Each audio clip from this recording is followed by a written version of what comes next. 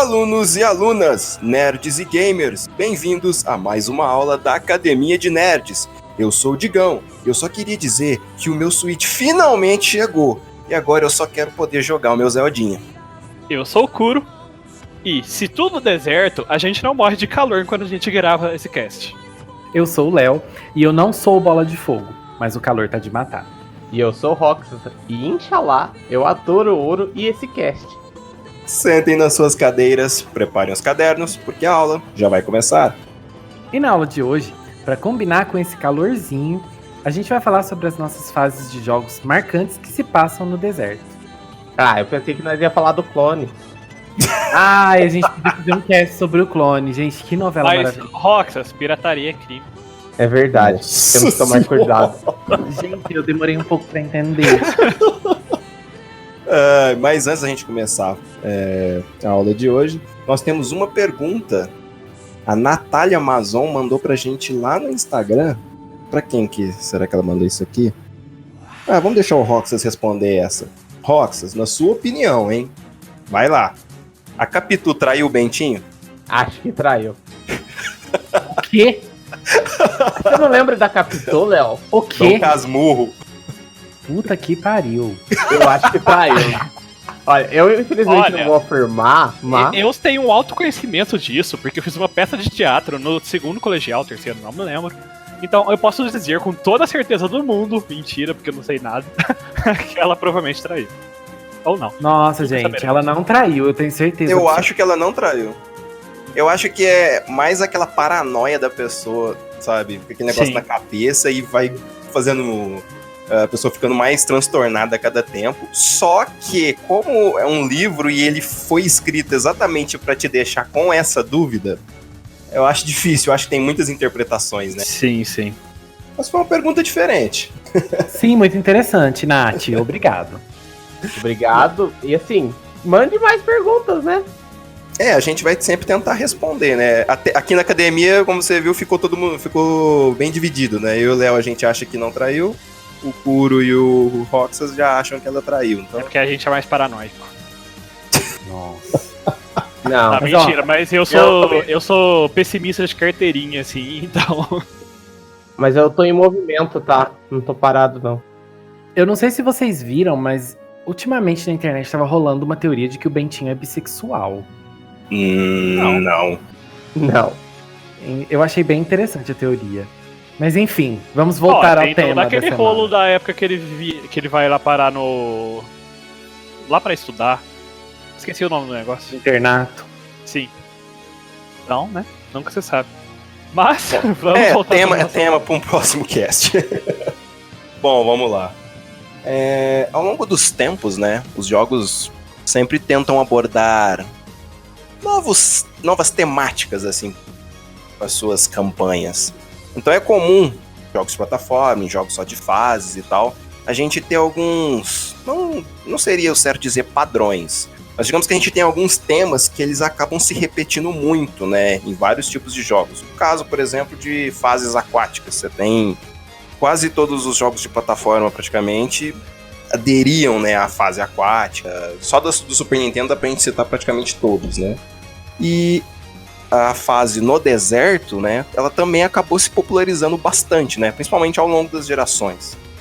Eu acho que, sim, se a gente for nomear todos os jogos que abordam, que tem alguma fase, alguma coisa relacionada ao deserto, a gente ia gravar um cast de 2-3 horas, assim. Eu já acho que seria de umas 10 horas, porque, olha... Não, eu falo 2-3 horas só citando o nome. Não, sim. Mas a academia nunca consegue fazer isso. A gente não consegue ser conciso. Vai começar a falar de um jogo aí, nossa. Não, mas eu tirei o siso, então eu sou sem siso lá. Nossa! Ai, eu tô Jesus amado. O Kuro hoje tá muito atacado, gente. Eu Mas tenho meio isso- siso, porque eu tenho 2 sisos. Então ele vai ter por mim também. Nossa. Ai, gente. Ai, mas enfim. Mas o que tem, assim, na temática do deserto em si, na temática de areia, né, em si? O que é tão interessante a ponto dela ser repetida tantas vezes? Calor. Tá de matar! Tava 35 graus mais cedo. Né? Eu acho que assim, o mistério do deserto mesmo, sabe? Todo esse ar misterioso que ele passa, né? Porque até no nosso próprio mundo real, né? O deserto é algo que a maioria da população ao redor do mundo não viu e provavelmente não vai ver na vida, né? O deserto de verdade que eu falo, né? Saara e tudo. Então, eu acho que é toda essa magia do desconhecido, né? Esse mistério do desconhecido e tudo mais, acaba sendo algo atrativo pra fazer jogos, criar mundos, cenários em volta dele. E as espécies únicas também, né, que tem no deserto. Geralmente são répteis, aracnídeos, são bichos assim mais amedrontosos para algumas pessoas. Pra mim, uma das coisas que faz o deserto ser tão interessante em jogos é que ele é fácil de ser reconhecido. Então você joga uma fase de deserto ali, rapidamente a pessoa que tá jogando entende que aquilo traz. É aquilo que o Roxas falou, é calor, é seco. Então eu acho que é uma comunicação fácil e rápida pra quem tá jogando. E eu acho que por ser único, que nem você falou, e acaba sendo marcante muitas vezes, né, a fase de deserto. Igualmente a fase de água, assim. Fase de água de deserto geralmente acaba sendo uma das mais marcantes dentro dos jogos, seja por ser chatas devido às mecânicas, ou, sabe, mas acabam sendo as mais marcantes, né? E o que acontece também é que eles usam isso até nos filmes, né? Todo esse mistério, igual vocês estavam falando, do deserto em si, ele abre muitas possibilidades, né? Você consegue trabalhar com vários estilos de história, assim, diferente. Mais pro lado da fantasia, mais pro lado até da realidade um pouco. Franquias que a gente lembra, assim, o próprio Indiana Jones, né? É um personagem que, se você for pegar, assim, um dos momentos marcantes que vem na sua cabeça, assim, você lembra ele no deserto, lá, curando as coisas dele. É até outro ponto que eu queria levantar. Eu acho que outra coisa que contribui muito também é a cultura do Egito, né? Do próprio deserto, né? Com todas as construções de pirâmides, os faraós, sabe? Toda a cultura egípcia é muito fascinante pro mundo, assim, no geral, né? Pra todo mundo. Então acho que é outra coisa que causa muito esse uso de deserto. Porque, assim, não tem como você não pensar no Egito, você não pensar em pirâmides, em faraós, em esfinx, deserto, sabe? E um escorpião preto. Assim. Sim, né? Oásis, escaravelhos. Nossa, a cobrinha da musiquinha.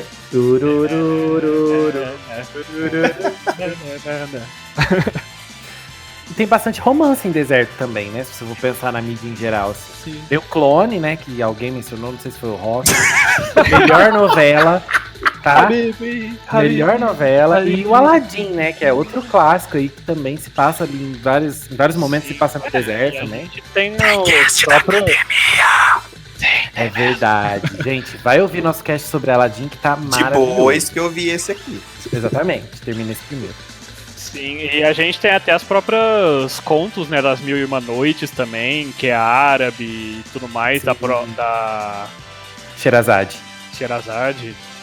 Então, não faltam contos, né, e histórias sobre situações que se passam no deserto, mesmo antigamente.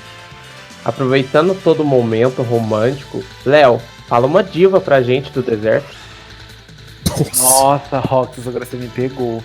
Porém, a gente tem a diva brasileira Pabllo Vittar, que já foi pro deserto, como a outra que eu prefiro não mencionar porque eu não gosto dela, gravar um clipe clássico da sua cara, que é muito bom, gente. Oi, da sua cara, Roxas. Elas lá no deserto, assim, arrasando, andando de bug e tal. Enfim, bem emocionante. Mas assim, deserto é um tema que várias divas já utilizaram nos clipes. A Britney, por exemplo. Você quer uma diva do deserto? Cleópatra, primeira diva do mundo. Nossa, é verdade, pior que é verdade. E vai ver ela na representação dela no universo de Fate. É totalmente uma diva. Interessante.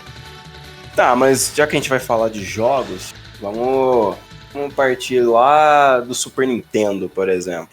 A gente tava falando assim, vários tipos de temática, né, que o deserto proporciona. Quando a gente pega para falar, por exemplo, sobre as histórias que eles conseguem contar utilizando a temática do deserto, a gente tem, né, aquelas diferenças de lado da fantasia. Um tipo de história que eu gosto muito quando eles tentam trabalhar é o lado do faroeste, sabe? Porque você tem literalmente uma cidade minúscula no meio do deserto, assim, né? onde vão acontecer os tiroteios e tudo mais. E através disso, vão ter aquelas histórias dos caras tentando roubar alguém, assaltar algum banco, ou simplesmente o xerife protegendo a cidade, etc. E tem aquele lance de Os Procurados, né? Que é uma coisa que tem no Sunset Riders, do Super Nintendo, que é um jogo difícil pra caramba. O Léo pode falar, né? Já que a gente tentou zerar recentemente. Gente, esse jogo, ele é impossível. Acontece tanta coisa na tela ao mesmo tempo, aquele monte de personagem colorido. Nossa, aí você tem que ficar entrando, aí você sai lá em cima, assim, tem, né? Você pode jogar em cima e embaixo. Mas as partes mais difíceis pra mim nesse jogo é a hora que passa aquelas manadas de bicho. Aí você tem que ficar em cima e aí a manada vai correndo, você não pode cair da manada, senão você toma dano. Ai, é muito difícil. Eu só lembro de vocês morrendo sem parar. Nossa, a gente morreu muito nesse jogo. Muito mesmo. E assim, outra coisa marcante desse jogo não deu certo. é aquele personagem de poncho. Ele é um poncho rosa. Ele é o Cormano. divo. Ele é um divo, gente. Ó, eu amo aquela roupa dele. Ele é o melhor. E falando de faroeste, no Super Nintendo também tem o Wild Guns, que ele segue uma linha mais ou menos, né, parecida com Sunset Riders, com um gameplay um pouquinho diferente, mas ele também se passa no faroeste. E, gente, eu lembro que quando eu era criança, eu jogava esse jogo, eu me achava a maior diva, porque a menina que você joga, ela usa um vestidão, assim, nossa, ela era linda, um vestido rosa. Sim, aqueles vestidões bem clássicos daquela época, né? Era de damas mesmo, e também tinha muitas daquelas mulheres que dançavam no bar, né? Sim, dançavam no cancan. Cancan. Nossa, e esse jogo é muito legal, a jogabilidade dele é muito boa. Sim. E traz esse essa questão, recentemente um remaster, né? Um remasterzinho assim pro PS4, se eu não me engano. Eu acho que ele recebeu até fases novas e personagens novos. Também. Adicionaram, agora você pode jogar co-op de até 4 players. É bem interessante essas roupagens novas que trazem conteúdo novo, né? Que legal. Ainda citando o Super Nintendo, não tem jeito de falar de Super Nintendo e não falar de Mario, né? Sim, tipo... Mario, eu acho que marca em qualquer momento. Né? Mario, alguns tem só algumas fases, outros já tem um mundo inteiro só de deserto, então... E uma coisa que me marcou no Mario do Super Nintendo é aquele sol com a cara brava lá em cima. E ele ficava te acompanhando durante a fase, te olhando estressado, assim. Era tipo o sol dos Teletubbies, só depois que ele ficou velho e rabugento. Mas em qual? Era no mundo de Super Mario Mario, Bros. os Teletubbies pós-apocalípticos. Era no Bros 3. Bros 3.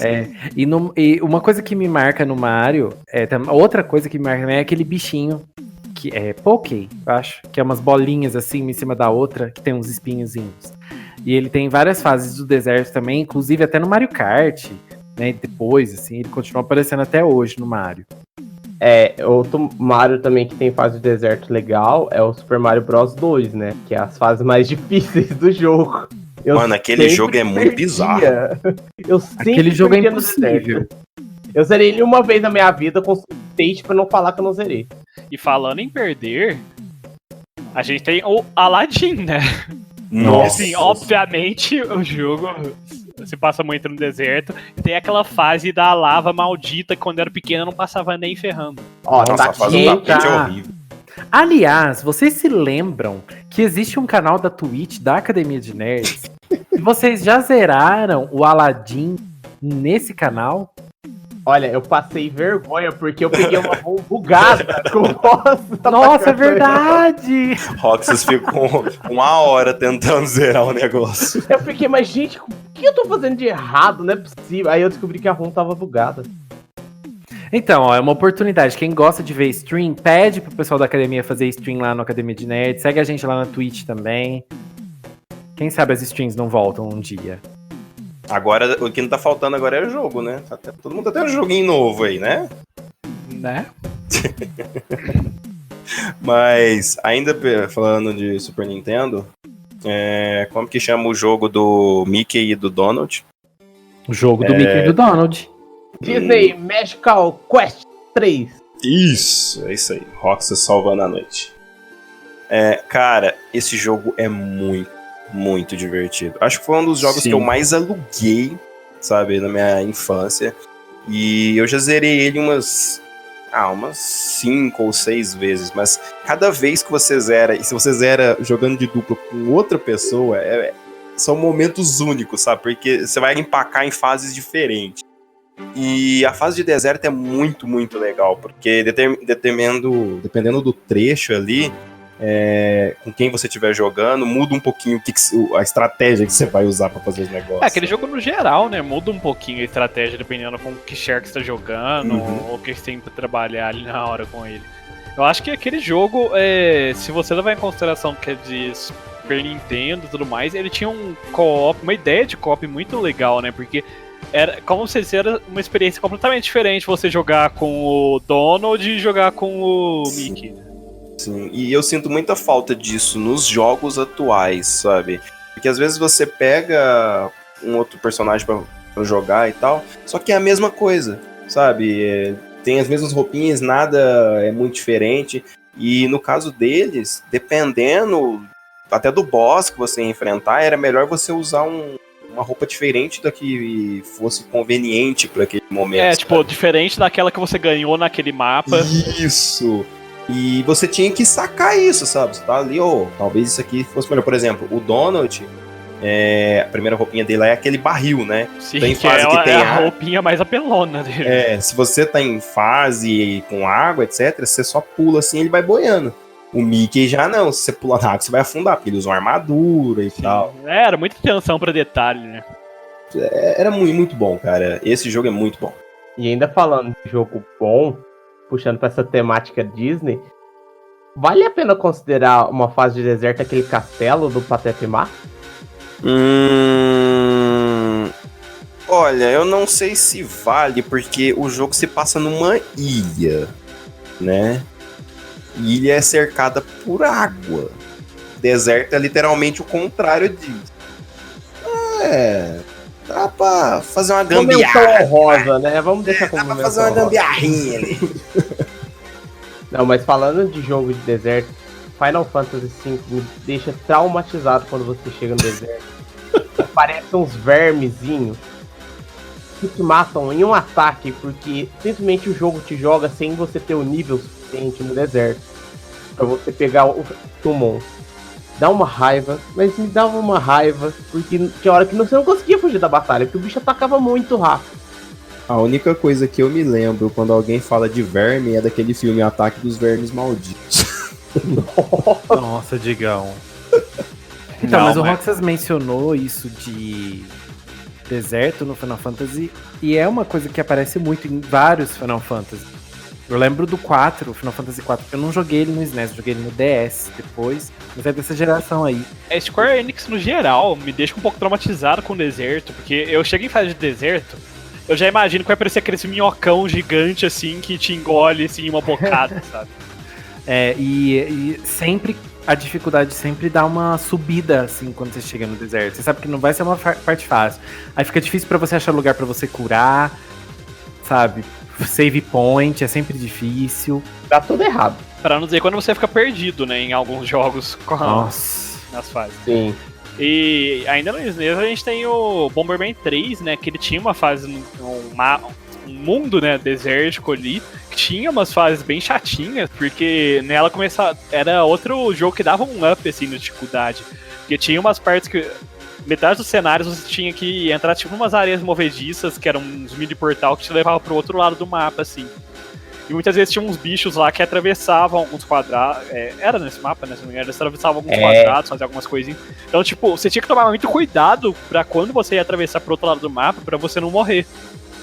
É um jogo que deram, que nem você falou, né? Dá um up de dificuldade, sim, quando chega no deserto. O que mais me irrita dessa fase do deserto no Bomberman 3 é quando tem uns cogumelozinhos ninja que eles jogam no shuriken de longe, é muito rápido. Não dá pra você desviar, você não vê o negócio vindo. Sim, Bomberman é um joguinho que não parece difícil, assim, mas é o tipo de jogo que ele te pune muito pelos seus erros, né? Pela falta de atenção. E depois a gente também tem Mega Man, ele chega até algumas fases de deserto, né? Inclusive no X2 tem, na fase do deserto você anda um pouquinho de moto, né? Se eu não me engano. É a introdução da famosa motinha que dá tudo errado. Sim, e é justamente na fase daquele, tipo, de um papaléguas, né? o boss. Era muito engraçado, assim, eu ouvia esse boss, eu ficava, nossa, gente, é o Papaléguas. Além disso também, jogos de corrida, né, tem geralmente essa temática várias vezes, assim, né? Mario Kart vai ter uma pista, ou duas, eu não lembro, no deserto, Top Gear São as mais também. chatas. O problema do Mario Kart, as fases desertas, era aquelas coisinhas de lama que tinha, que andava Sim. mais devagar. Era Se você encostava, acabou. Você ficava em último. uma raiva. O Top Gear também, tipo, tinha uns trechos que tinha umas placas bem maiores, assim, que você tinha que fazer a curva bem certinha, assim, senão você batia. E aí quando você batia, você já travava e ficava ali, né? Seu carro tava 200 por hora e ia 10. Como tudo que a gente fala de SNES, não dá pra deixar de falar de Chrono Trigger, né? É porque aqui a gente nem gosta de falar de Chrono Trigger, né? Sim.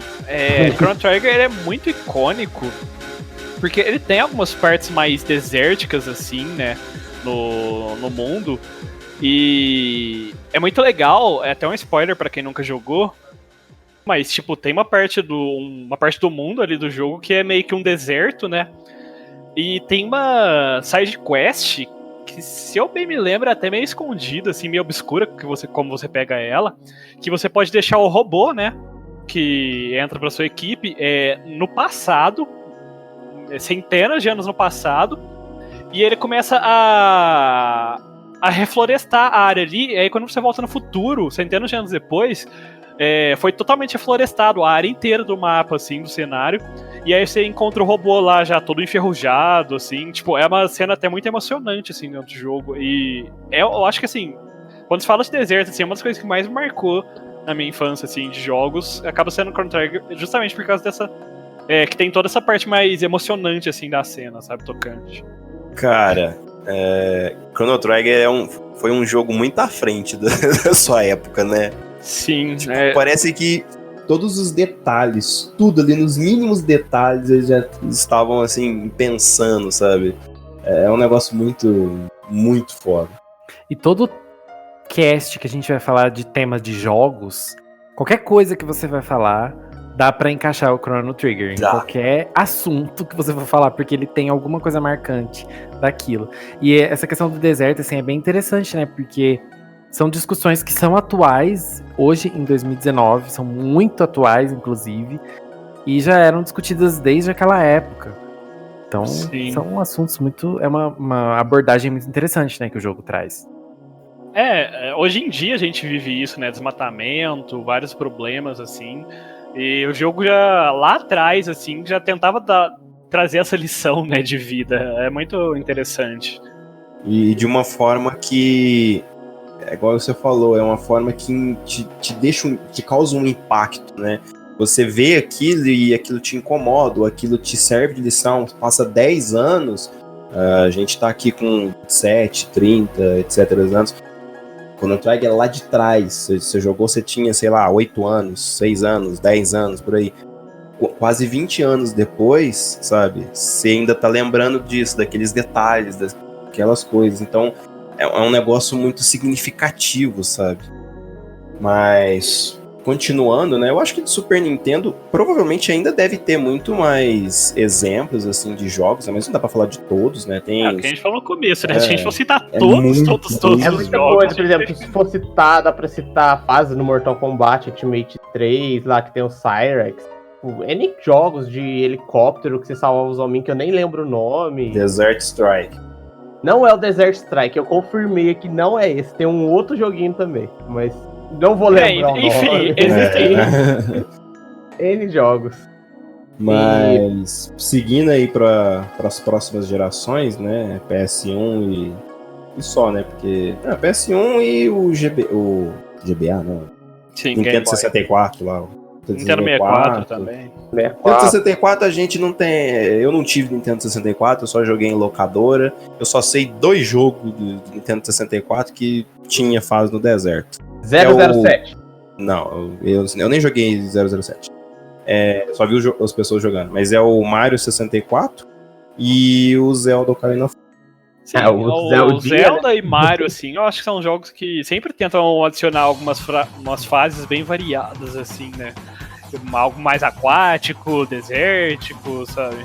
Inclusive, só pra citar, se você for jogar Ocarina of Time e você se por acaso chegar no Templo da Água, boa sorte, querido gafanhoto. Não, mas é o Templo do Deserto que a gente tá comentando hoje, não o de água. Deixa. E falando. E para de chover no molhado, né? Eu bem queria que chovesse, viu? Pior Mas no caso seria chover no seco, né, pra gente, porque tá complicado aqui. Faz a dança da chuva aí, Rox. Provavelmente amanhã eu vou acordar com a garganta ferrada, porque já tô com a garganta ruim e ainda tá gravando o cast.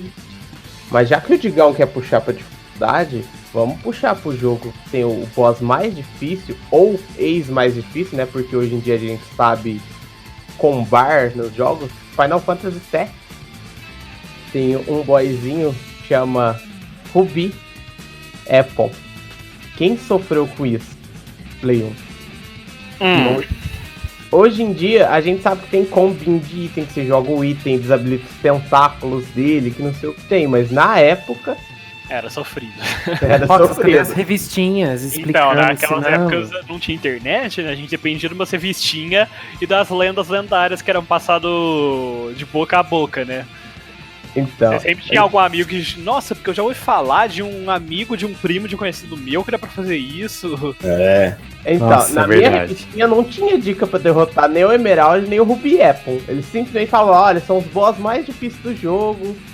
Boa sorte. Vai equipado, né? Deixe Geralmente era assim, vai equipado. Equipados e no nível máximo, era isso. Não adiantava, porque não passava. Já que Era você tá triste. falando de Final Fantasy, no Final Fantasy IX também tem uma partezinha ali que tem o deserto. Inclusive é uma das partes que você vai pro castelo de um dos vilões, né, do Final Fantasy IX. Eu acho essa parte bem marcante, porque é ali que você começa a descobrir os segredos dele e as intenções e tal. Então, o Final Fantasy IX tem o deserto do Final Fantasy IX tem um aspecto bem interessante na história. Eu acho bem legal, assim. E eu devo dizer que não dá pra falar de fases de deserto do PS1 e não falar de Yu-Gi-Oh, né? Yu-Gi-Oh! Até a abertura, né? Querendo, ainda mais nesse Yu-Gi-Oh! Que tem toda uma historinha em volta dele, né? E você chega a ir pro passado, lutar com o Yami, né? Tudo mais. Então você tem uma temática bem fortemente ligada ao deserto e à temática egípcia, né? Como um todo. Sim, já faz parte da lore, né? Da própria franquia. Faraó. Até muitas cartas, né? Tem uma temática um pouco puxada pra... Muitas vezes pra criaturas do deserto, criaturas egípcias. E ele acompanhou bastante o sucesso que tinha já do anime, né? Então foi meio que explodiu junto ali. Nossa, eu acho que da nossa idade, da nossa faixa de idade, assim, eu acho que qualquer um teve videogame, acho que você perguntar, chegou a jogar Yu-Gi-Oh, sabe? Eu acho que talvez seja o único Yu-Gi-Oh aí que da nossa geração, assim, todo mundo jogou. Porque depois nem todo mundo continuou jogando, os outros jogos não foram tão atrativos assim. A questão desse jogo é que ele tem uma mecânica única, né, pra ele, que é meio marcante, que você vai fundindo qualquer coisa com qualquer coisa ali e dá. Tipo, você tá sem jogar, vou fundir as cartas, vai que sai alguma coisa aqui, saía uns monstrão cabulosos. Era muito legal, quando você tava com um monstro mediano, você resolvia arriscar, né? Nossa, eu vou tentar fusionar, porque vai que vem um bicho mais foda. Aí virava um bicho bem mais fraco, assim, e você se ferrava. Nossa, era horrível. e quando você acertava a fusão e fazia um negócio sem muito querer, da hora, né? você já corria pra anotar. Né? Você já... Nossa, qual que era o bicho que eu fusionei mesmo?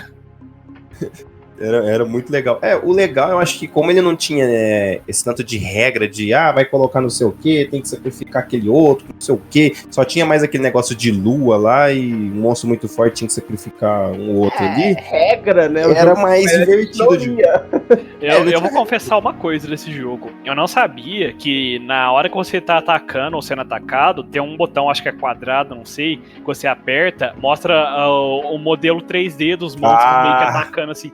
Eu só fui descobrir isso, tipo, anos depois que eu fui rejogar o jogo. Nossa, aí, eu tava apertando igual um babaca vendo as Aí animações. quando eu descobri assim, eu fiquei, gente, que isso, é maravilhoso, eu não sei o que. Bom, pelo menos você não acabou de descobrir igual eu. Nossa! Nossa! Eu sei que eu fazia a maguinha que tinha 2.500 de ataque. Era uma mulherzinha e qualquer bichinho do tipo feral. Sempre dava aquela maguinha vermelha com uma posezinha assim, chapeuzinho vermelho, meio de lado, meio farol. Farol não, esfinge. Era nesse jogo que qualquer vaso que você juntava virava uma mulher, assim, uma diva. Não é, Isso, Léo. É porque eles eram feral. Você juntava uma carta mulher e um dos vasinhos e virava a mulherzinha lá. Exatamente dela que eu tô falando. É uma boa explicação. O que eu usava muito era aquele inseto que tinha 3.500 de ataque. Sei. Não Era lembro ele o nome, o... Rox, que é mais viciado, talvez vai saber. Aquele dragão vermelho lá, não sei o que, de meteoro lá, que era 3.500 Meteor também. Dragon O era... Meteor Dragon e a Muka, eu não lembro o nome dela, mas eu sei qual carta que o Kuro tá falando. Mas sim, né?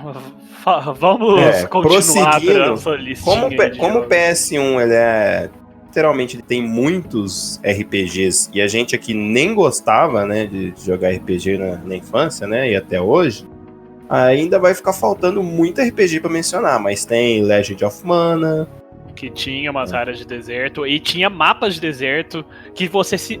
Aliás, Legend of Mana no geral, né? Os mapas você ficava muito perdido alguns. Tinha uma da floresta também que se você não ficasse anotando porque saída que você tava passando, você se perdia, sabe? Eu vou confessar uma coisa que aconteceu com a gente aqui.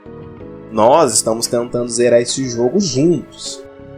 Mas o que acontece? Seguindo o detonado, a gente erra o caminho umas 3 vezes e tem que ficar voltando pra fazer direitinho. Porque o negócio é muito complicado. Eu fico... Não, te juro. Depois que eu segui aquele detonado, eu fiquei muito mais feliz que na minha infância eu não conseguia jogar esse jogo. Eu falei assim, não, eu não era tão burro assim, porque eu achava que eu era um animal, mas depois que eu fui seguir o detonado... não, esse jogo pra você fazer 100% dele é muito complicado, assim, sem nenhum guia, nem nada, porque você tem que fazer algumas coisas muito específicas, conversar com alguns NPCs, colocar algumas cidades numas partes específicas do jogo, perto de outras cidades específicas. Então, sabe, tem muitas variáveis, assim, que se você errar alguma, assim, já pode ferrar todo o resto do seu save, se você quer fazer 100% mesmo do jogo. Eu acho que esse é um daqueles jogos que, pra você liberar 100%, lançava o guia, sabe, japonês mesmo, porque eu não consigo ver esse jogo sem guia, é impossível. E ele tinha umas fases de deserto bem legais mesmo, assim, tinha uma delas que tinha um oásis, assim, com um povo... esqueci o nome deles agora, porque faz muito tempo que a gente jogou esse jogo. Mas era bem legal, sim, o jogo. Ainda na pegada de RPG, a gente tem Digimon World 3, que é... Que você nem gosta, né? Caramba, só um pouquinho só. É só meu RPG favorito, assim, principalmente do PS1, que eu tenho, com certeza, umas 500 horas desse negócio. Já zerei muitas vezes, o Roxas também jogou bastante. Sim, Ele é o meu jogo favorito de Digimon. Nossa, ele é um que se assemelha muito... O Roxas pode falar mais do que eu sobre isso, mas ele se assemelha muito ao estilo até do Pokémon, né? Não tem aquele negócio de capturar os Pokémons e tal, mas o estilo, assim, de batalhas, de você ter 3 Digimons e tudo mais. Você tem 3 Digimons, você tem o turno ali, escolhe o tipo de ataque que você vai usar. E tinha o lance de fazer as fusões, né? Que era sensacional. Mas seguindo, a gente tem Breath of Fire, que também é outro RPG que tinha uma fase demoníaca do deserto. O Léo adora ele por causa da menina do canhão, né? A Momo, ai gente, eu amo. Eu vou ser sincero, eu lembro pouquíssimo desse jogo, mas eu lembro muito dessa personagem. Porque eu lembro que a accuracy dela era muito baixa e o dano dela era muito alto. Então ela raramente acertava, mas quando ela acertava, tirava muito dano. Esse é um jogo que eu confesso que eu não lembro tanto também, porque eu era muito pequeno quando eu joguei a maioria dos Breath of Fire. Mas ele tem um lugar especial assim no meu coração, porque ele tinha toda essa temática de virar dragões e meio que mesclar os tipos de dragões pra ter tipos diferentes de dragões, né? Tinha essa temática de dragão no geral, né? Boa parte dos Breath of Fire. E eu gostava muito, e assim, quando eu era pequeno, principalmente, eu era viciado em dragões e coisas do tipo, né? Dracônicas, então imagina-se que eu iria adorar mesmo esses jogos. E esse em especial dava pra fazer tipo umas fusões, se eu não me engano. Não sei se estou confundindo o 3 agora com o 2 ou 4. Mas ele tinha umas fusões bem legais, assim, que você ia fazendo. Não umas fusões, mas vários tipos de dragões. O 3 tinha tipo uns cristais, assim, nas fases. Então, exatamente. Você meio que juntando os cristais, né? Interagia, aí você ganhava uma forma nova de dragão pro protagonista, lá que eu não lembro o nome. Mas no PS1 a gente ainda tem vários outros jogos, né? Tipo, Tomb Raider sempre. Eu acho que a maioria acaba adicionando alguma temática um pouco mais desértica, assim, né? É que Tomb Raider, ela pega bastante daquela fonte do Indiana Jones. Então, de explorar e... Exploração, você explora o desconhecido. É o desconhecido, e né? deserto, né? Então pirâmide e selva. É o lugar que mais ia.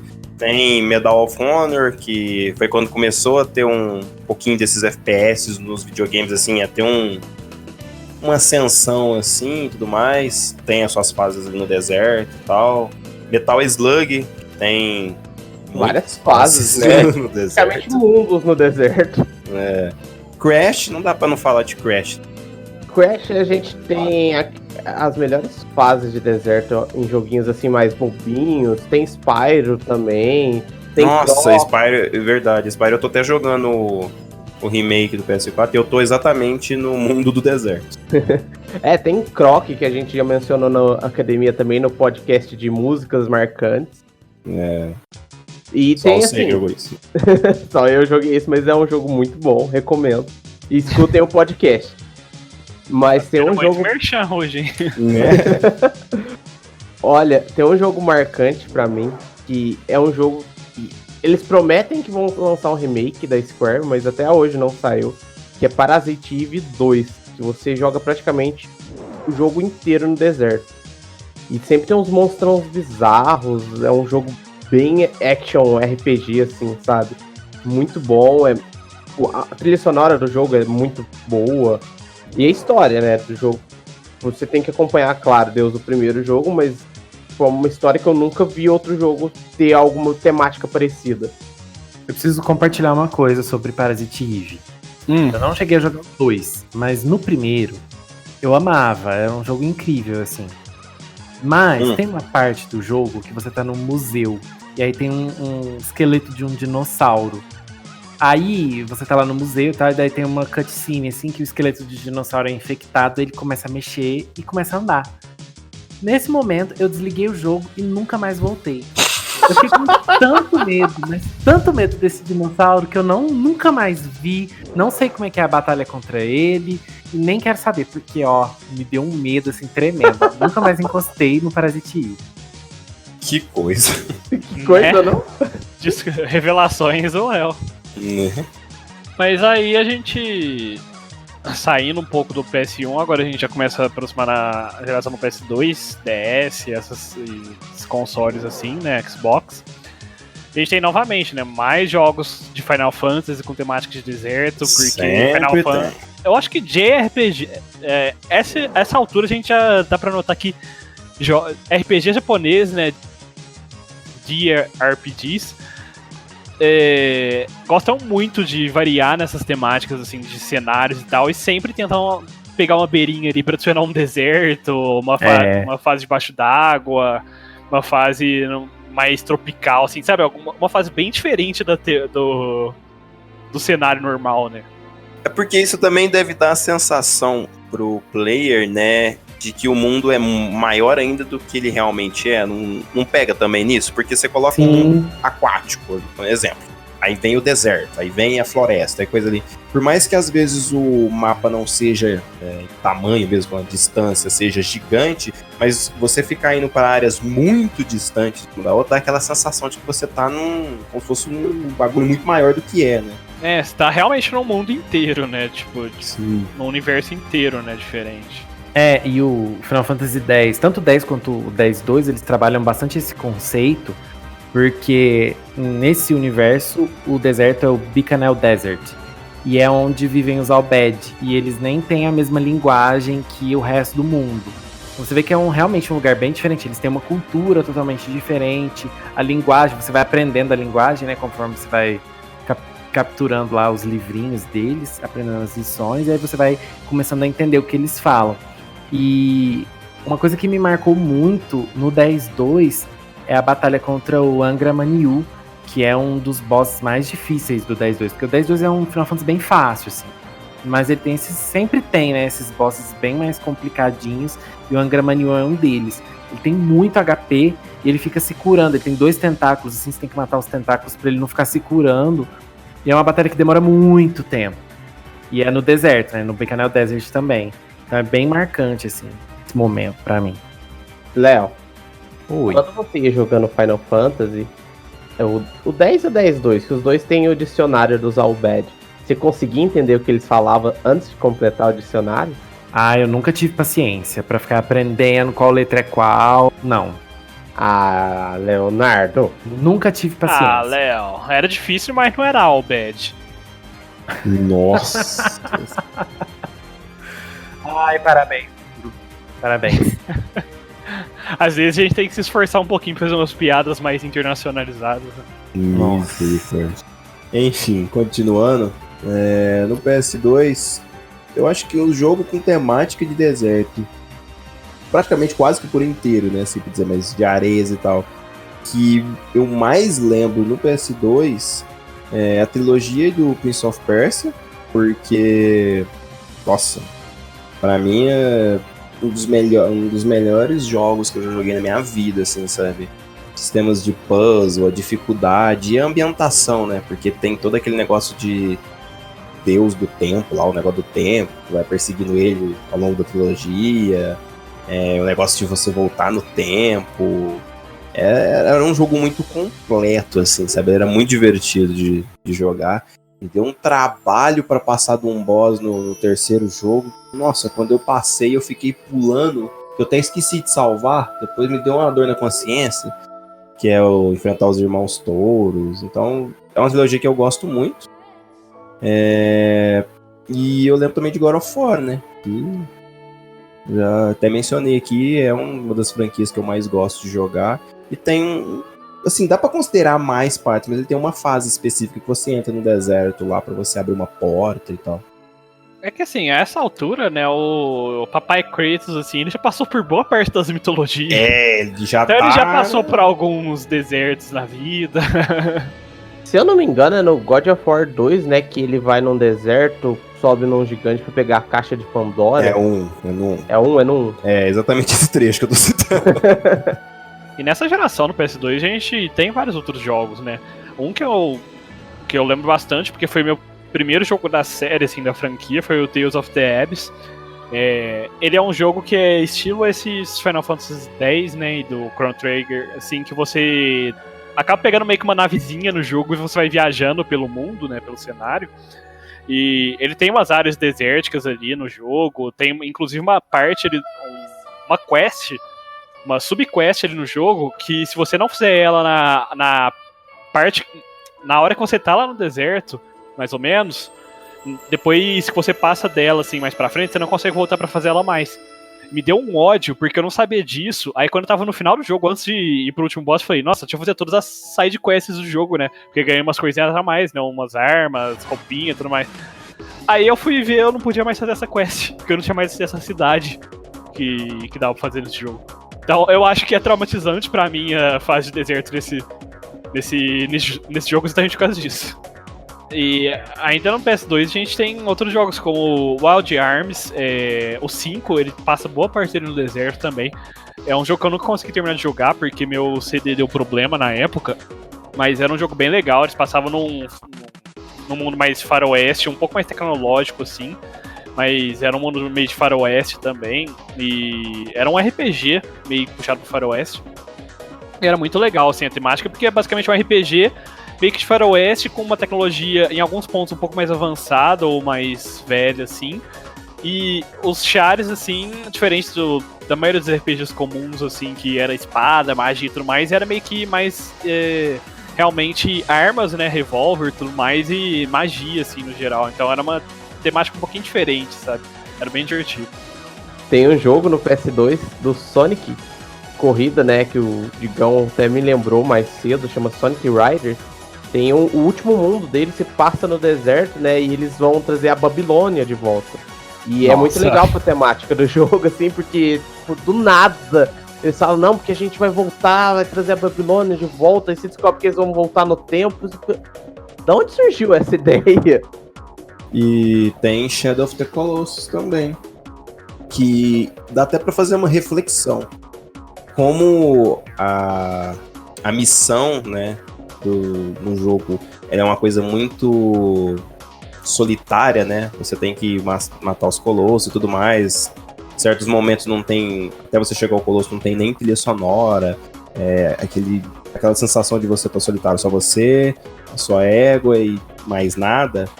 E eu acho que o deserto acaba explicando ainda mais a sensação do herói, sabe? Ele complementa, né, a sensação Sim, de estar sozinho na jornada, né? E é uma coisa que você só consegue visualizar, ou talvez entender, eu só consegui isso pensando anos depois, sabe? Sim, aquele é um jogo que tudo em volta dele complementa entre si, né, o tema. Porque é tudo quieto, sozinho, boa parte do jogo.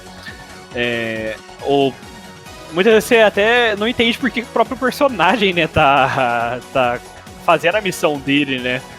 Tá insistindo nessa missão dele, porque, tipo, ele tá sempre sozinho ali, viajando pelo deserto, indo atrás de colossos ali no meio do deserto, onde muitas partes ali do mapa você não consegue nem enxergar nada direito no deserto, assim, por causa da visibilidade. É um jogo que eu acho que complementa muito bem essa temática, assim, de desértica, assim, de árida, e é muito legal mesmo, a jornada do herói. Ainda falando no PS2, a gente tem jogos como Naruto Shippuden Ultimate, sei lá qual número, eu sei que eu joguei bastante na época do PS2, o Kuro também, mas eu acho que quem mais gosta é o Léo, né? E eu tenho uma coisa pra falar do Léo. Quando ele ia jogar esse jogo, você tinha que apertar R2 pra você usar com a Orimi.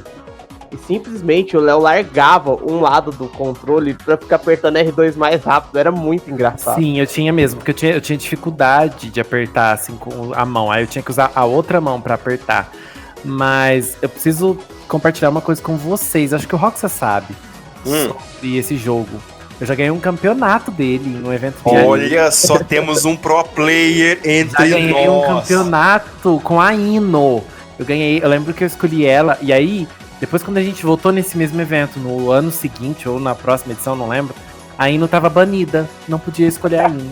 Eu posso rir disso porque eu nunca tinha jogado o jogo e eu entrei nesse campeonato, eu fiquei em terceiro lugar com a Ino também.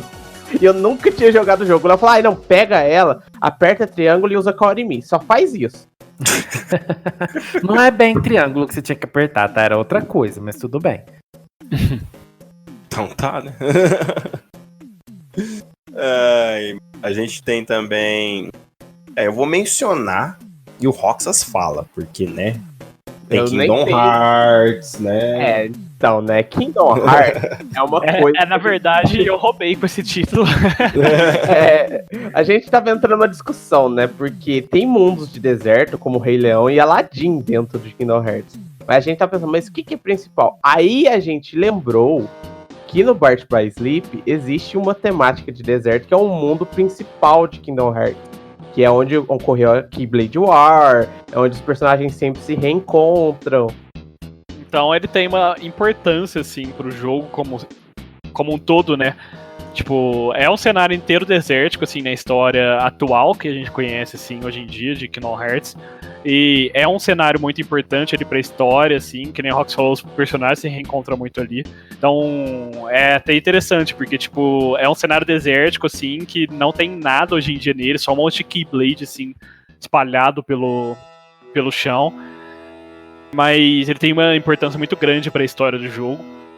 E como o Rox falou, na verdade a gente colocou porque a gente queria roubar um pouquinho, porque tem o mundo de Aladdin e do Rei Leão, que são desérticos. Mas sim, tecnicamente são um mundo de outras histórias, mas que tem no Kingdom Hearts, né? Fazer o quê? Paciência, né? Mas o legal desse mundo também, na versão de...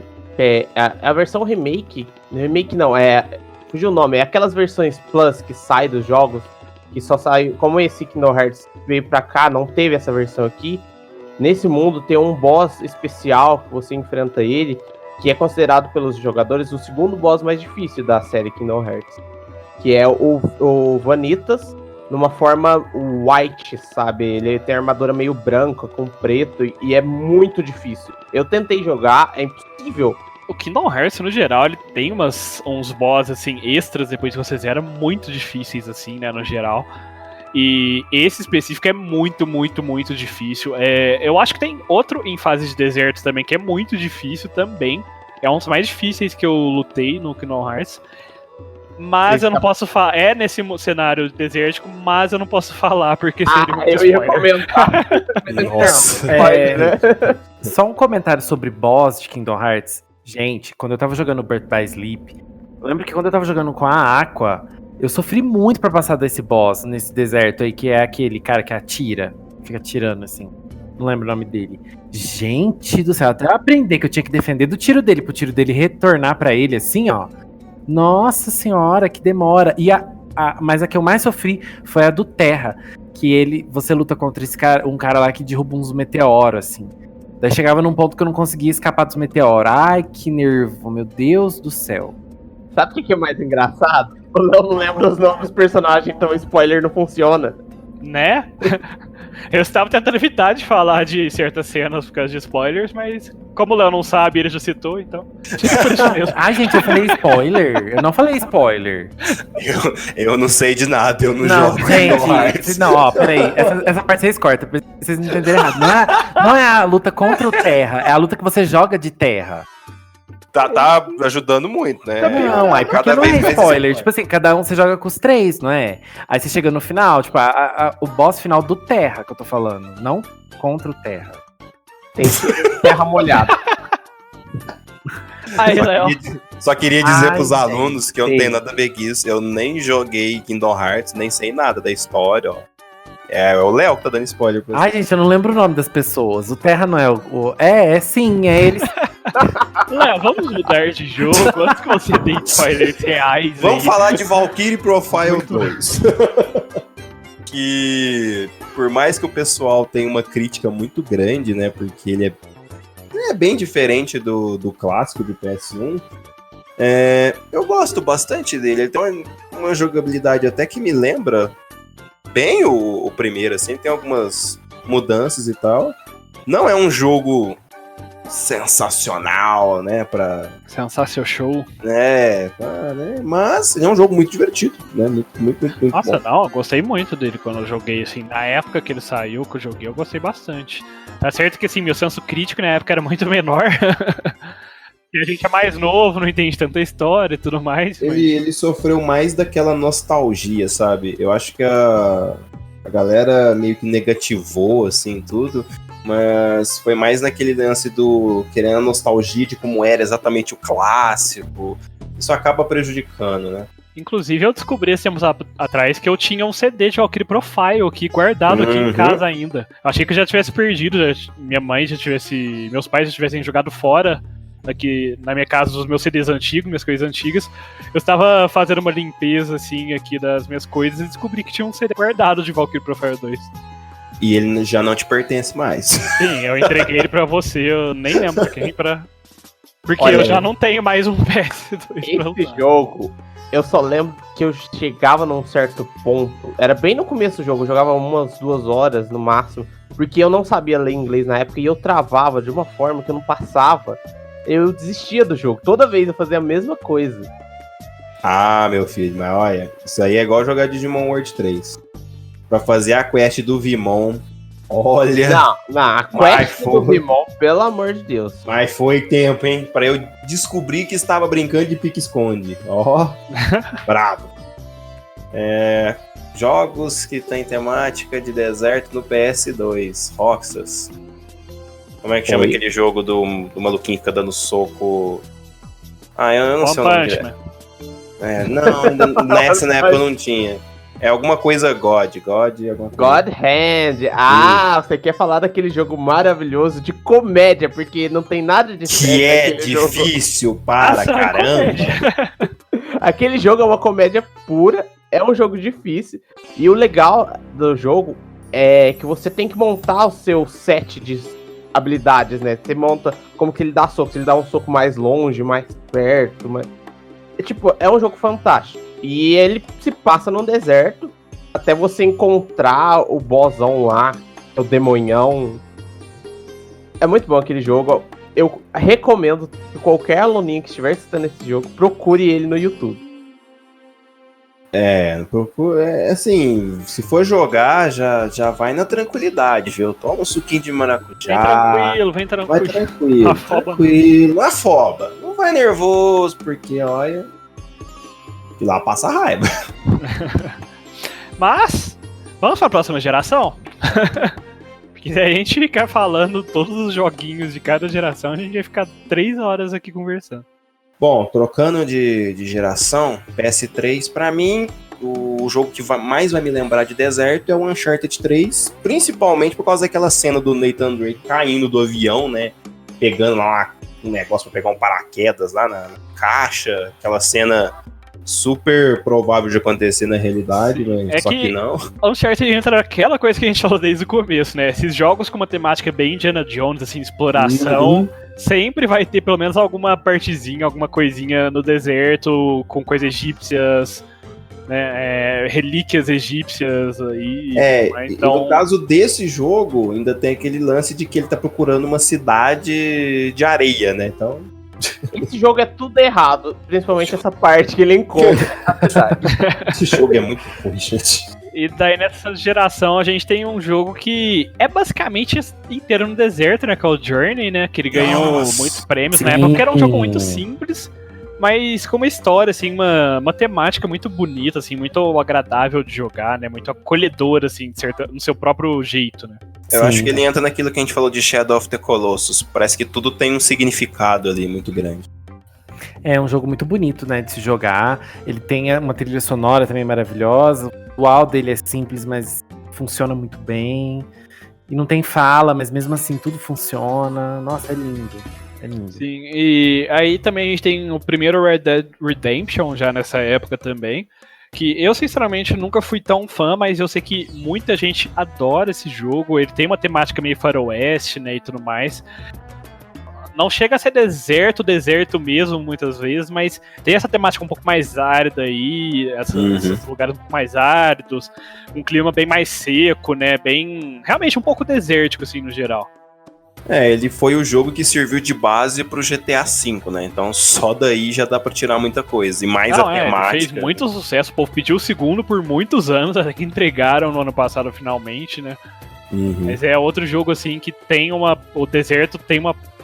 Esse clima desértico, né, árido, tem uma temática central, assim, até. Outra que eu gostaria de mencionar nessa época, que marcou bastante também nessa geração, é o Atelier Esca Unlog, da série de Atelier, porque o jogo em si não se passa no deserto, mas ele tem uma parte que você vai pro deserto nele e você descobre que o mundo meio que tá morrendo, assim, né, aos poucos, e você tem que tentar fazer alguma coisa através de alquimia pra tentar salvar o mundo, sabe, ressuscitar o mundo ali. Então o mundo tá se tornando meio desértico, assim, aos poucos, sabe, então você tenta achar uma forma de, através da alquimia, criar alguma coisa pra reanimar o mundo através de tecnologias antigas e tudo mais. Então, tipo, o deserto não é uma temática central, se for ver, mas ele faz muito parte da história do jogo. Falando de acabar o mundo, outro jogo que traz essa temática também é o Lightning Returns, Final Fantasy XIII, e que é dessa geração também. E esse jogo tem 4 áreas, e uma dessas áreas é justamente um deserto. E uma das coisas que me marcou muito enquanto eu tava jogando é que você andava com a Lightning e aí ela ia deslizando, assim, como se ela estivesse surfando na areia. E aí tem as tumbas também que você tem que explorar, tem os monstros que chamam Anubis, e tem um boss super forte nessa área, que é um dragãozão, é um dos mais fortes do jogo como um todo. E outro RPG também que é dessa geração, mas não é do PS3, ele é de DS, é o World Destruction, que eu conheci através de um anime. Eu também. Época. E o Léo acabou de fazer me descobrir agora que tem um jogo dele. E assim, uma coisa... É porque, assim, tem muito deserto nessa história. Tanto no anime quanto no jogo. Nesse e uma das coisas também. Exatamente. E uma coisa que marca muito nele é que tem um barco que anda na areia. E aí os protagonistas viajam no mundo, né, nesse barco. Então é um barco... É como se fosse um mar, né? Como se fosse um oceano. Mas é só areia. Então vocês Os personagens viajam pela areia, assim. Eu acho isso bem Pelos legal. desertos, né? É. É bem legal essa ideia, assim. É um ateliê da mesma saga do Escanlog. Ele tem essa mesma temática, sabe? O mundo já tá bem mais morto, assim, entre aspas, algumas regiões. É um outro jogo, na verdade. Mas aí tem algumas pessoas que usam barcos movidos a meio que tecnologia misturada com alquimia, magia, assim. E move pela areia, assim, também. É bem legal. Mas aí saindo dessa geração, né, que tem vários outros jogos, mas não dá pra ficar citando todos, a gente já começa a entrar no PS4/Xbox One, né? E barra Switch, dá pra gente considerar Switch. tudo. Né? A gente entra na geração que tem um dos jogos favoritos do Digão, né? Que é o Assassin's Clever. Franquia, né? Acho que o Digão gosta tanto que ele foi a única pessoa no mundo que deu nota 10 pro filme. Escutem o cast lá da gente falando de adaptações de filmes, eles vão ver. O Assassin's Creed Origins é o que mais tem a temática pura ali, né? Os outros não... Às vezes é mencionado e tudo mais, mas tem até uns trechos de viagem no primeiro, assim, que você passa por perto de uma área, assim... Não é deserto, mas dá pra você considerar.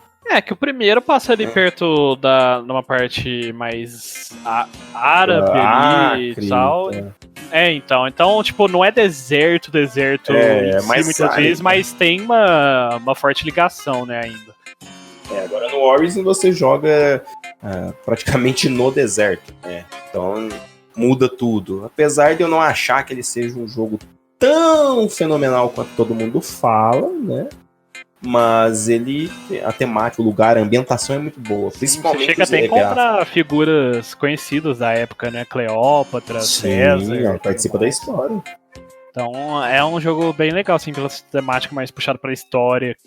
Histórica, assim, né? É mais realista. Realista não, né? Porque hoje em dia já tá bem longe de ser realista, né? Se você pegar o último e o Odyssey, você vai ver que o negócio tem essa pegada um pouco puxada pra história, assim, e tudo mais, né? Nomes históricos, épocas históricas, assim, é bem legal. É importante porque ele deu um gás novo pra franquia. Isso a gente tem que levar em consideração. E daí a gente tem Mortal Kombat 11, que novamente traz mais cenários de desérticos, né, e tal, assim como outros jogos de luta, acredito. Sim. O Persona 5, a gente tá conversando mais cedo, eu e o Léo, tem também uma ligação desértica, porque apesar de se passar numa época mais atual, a gente... a gente entra no interior da mente das pessoas, né, que a gente chama de palácio dentro do jogo. Eles todos têm uma temática muito fortemente ligada aos gostos da pessoa, ou ao que... como a pessoa vê o mundo ao redor dela, né, meio de certa forma. E uma dos personagens, justamente, ela se vê num mundo meio egípcio, assim, né. Então a temática, assim, você entra no palácio dela, você tá dentro de uma pirâmide, assim, numa esfinx, você começa a adentrar, assim, os monstros são bem ligados fortemente, assim, a temática mais egípcia, tudo bem desértico, assim, os puzzles são bem ligados a coisas mais desertos, tem que interagir com sarcófagos. Murais antigos, isso é, nossa, então, muito bonito e muito... São aquelas coisas que gostam de colocar em coisas egípcias, né, de que você tem aqueles rubis, assim, aquelas gemas, você tem que fazer raio solar, pegar neles pra espalhar. Então, e o próprio boss, né, no final é bem temático também. Sim. Então, querendo ou não, e ela é uma personagem bem importante pra história. Porque ela tem uma ligação muito forte com o personagem principal até, né? São quase irmãos, assim, de certa forma. Então, eu acho que, assim, o deserto tem uma representação, assim, bem grande ali nesse jogo.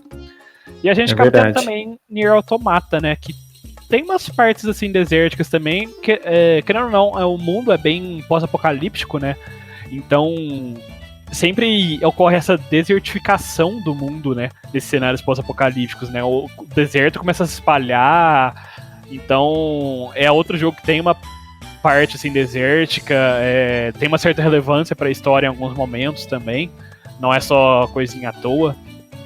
Inclusive o primeiro boss, assim, que você encontra numa parte desértica, assim, uma cidade que foi destruído assim com a passagem do tempo, a área foi ficando desertificada e hoje em dia é praticamente um deserto ali tudo em volta e você encontra o boss ali, nessa cidade. Nesses resquícios da cidade. Né? O que eu acho legal do Nier Automata é que ele representa o deserto de uma forma tão glamurosa que se encontra partes, peças, assim. E é bem... Acho que glamurosa não, né? Macabra, de certa forma. É porque é aquela coisa macabra, mas é bem formulada, sabe? Sim, eu acho que tem uma pegada muito, como eu dizer, até é bem dramática, na verdade, né? Mas é bem pra reflexão, sabe? Mesmo. O jogo como um todo, né? Ele usa muito até de frases e inspirações de filósofos famosos, né? Pra passar a história.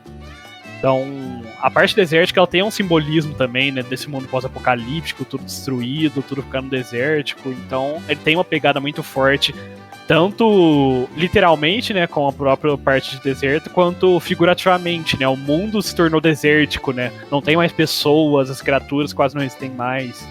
Então, é uma temática bem forte no jogo, né?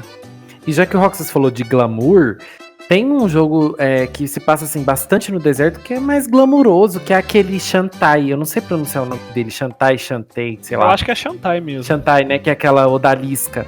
E só a própria personagem, né, já tem esse ar mais desértico também, pelo design. E aí tem... ela lembra muito gênios, né? Meio gênios, Sim, assim. E tem princesas do deserto e tal. Tem oásis, que também tem a ligação com o deserto, né? Vários mundos, assim. Então, esse é um jogo que trabalha isso como... Tá, inclusive uma coisa que a gente falou pouco, né? De oásis. É verdade. Tem bem a ver com o deserto também, né? E esse é um jogo que já trata o deserto de uma forma mais bonita, né? Não aquela coisa de, é um lugar muito seco, um lugar muito difícil e tal. Não, tem mais um pouco esse lado glamuroso do deserto. Eu jurei que a hora que você falou de gêmeos, o Léo ia falar, eu também sou de gêmeos. Não, eu foi fiquei gêmeos. Eu entendi gêmeos, cara. Eu fiquei esperando o Léo falar. Eu sou de Gêmeos, tá, Digão? Pronto. Não, Léo, você... Eu sou... Bom, tem outro joguinho que eu acho que o Kuro e o Digão, principalmente, podem falar mais, né? Que é o Zeldinha de Switch. Acabei de comprar. É ele que vai ocupar minhas horas daqui pra frente. Eu tive a oportunidade de jogar ele já antes.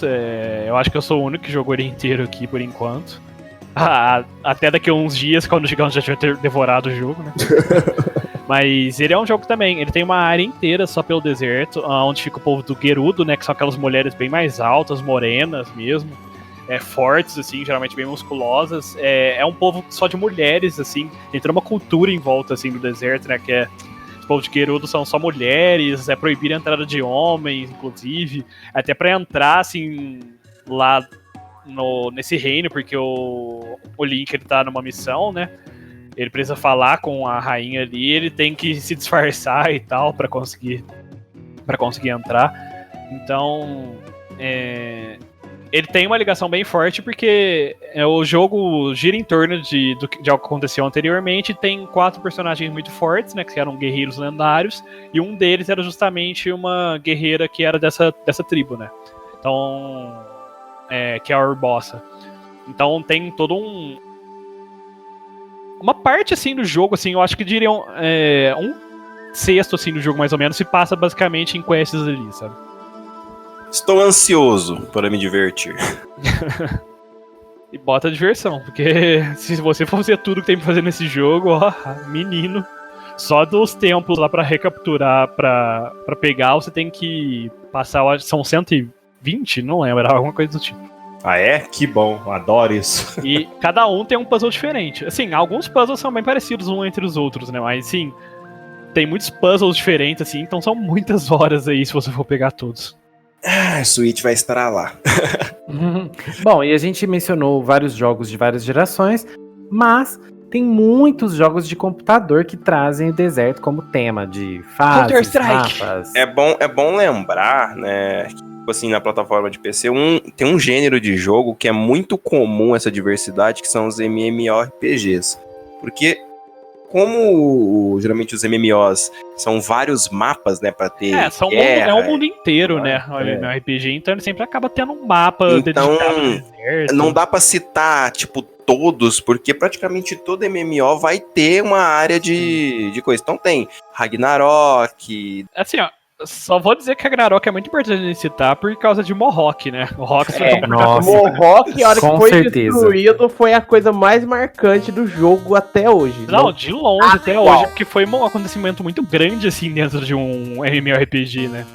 Porque destruíram a cidade inteira do jogo, fizeram um boss muito foda, assim, pra tinha época. Uma cratera lá, tinha, né? Hoje em dia já não é mais. Era uma cidade muito importante do jogo, né? Muito populosa até, assim, então, tipo, foi um acontecimento muito marcante. E a gente tem outro jogo que eu vou citar só por causa do nome, que é Black Desert Online. Porque ele tem Desert no nome, então tem que ser citado. Pra mim, esse jogo deveria chamar Pokémon Breed Online, porque eu só ficava bridando cavalinho. Cavalinho, pet, e você ainda podia comprar umas fazendas lá e montar sua casa, então, tipo... Você passava mais tempo fazendo coisa social do jogo do que realmente jogando o pano. Eu não consegui jogar o jogo pra aproveitar o pano level. Eu nunca peguei level máximo. Eu ficava fazendo as outras coisas no jogo. E também não dá pra falar de jogo de computador e não mencionar Grand Chase. Porque todo mundo teve sua fase Grand Chase. Todo mundo teve sua fase Grand Chase.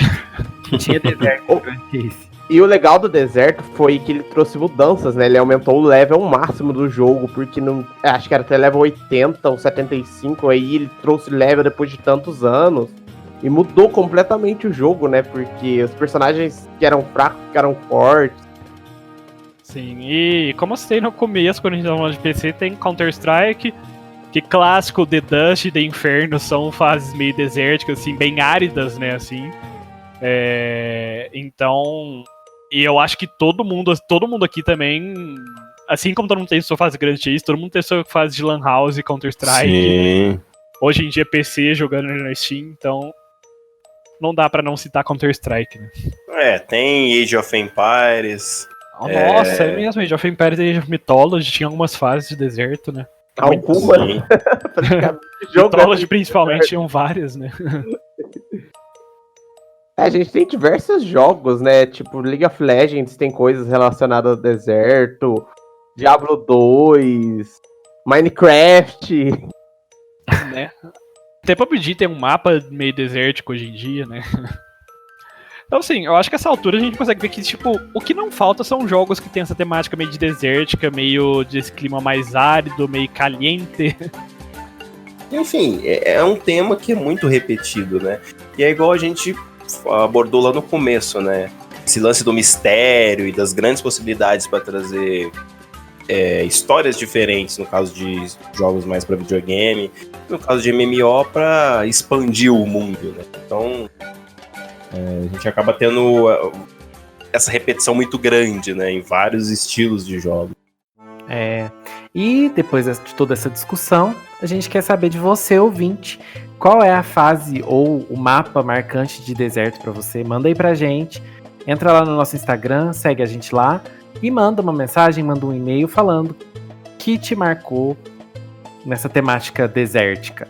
E aproveitando o embalo, vamos falar, né, que a gente posta episódio novo da Academia de Nerds todas as segundas-feiras, então segue a gente nas redes sociais, vai lá no Instagram ou no Facebook, procura por Academia de Nerds, segue a gente.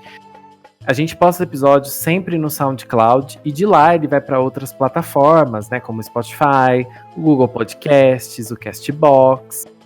E caso vocês queiram entrar em contato com a gente, vocês podem mandar e-mail para contato@academiadenerds.com.br ou interagir lá nos stories.